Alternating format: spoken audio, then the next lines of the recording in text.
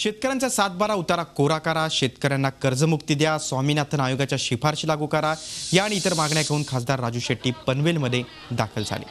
राजू शेट्टींनी पुण्यातून सुरू केलेल्या आत्मक्लेश यात्रेनं आतापर्यंत 127 किलोमीटरचं अंतर पार केले। दरम्यान सलग 6 दिवस पायी चालल्यानं खासदार राजू शेट्टींची प्रकृती खालावली आहे। त्यांचे पाय सुजले असून पायांना फोडही आलेत, तसंच त्यांचा रक्तदाबही कमी झालाय। सरकारनं निवडणुकीपूर्वी शेतकऱ्यांचा प्रश्न मार्गी लावू असं आश्वासन दिलं होतं, मात्र आता सरकारला शेतकऱ्यांचा विसर पडला असल्याची टीका त्यांनी यावेळी केली।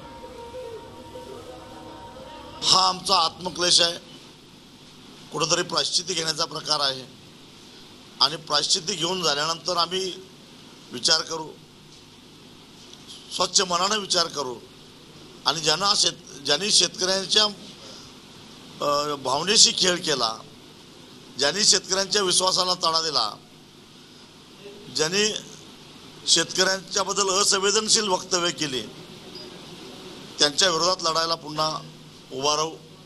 मग त्यासाठी भले रक्त सांडायला लागलं तरी बेहत्तर, परंतु आता शेतकऱ्यांच्यासाठी आम्ही आता निकालाची लढाई सुरू करणार। झी 24 तास रहा एक पाऊल पुढे।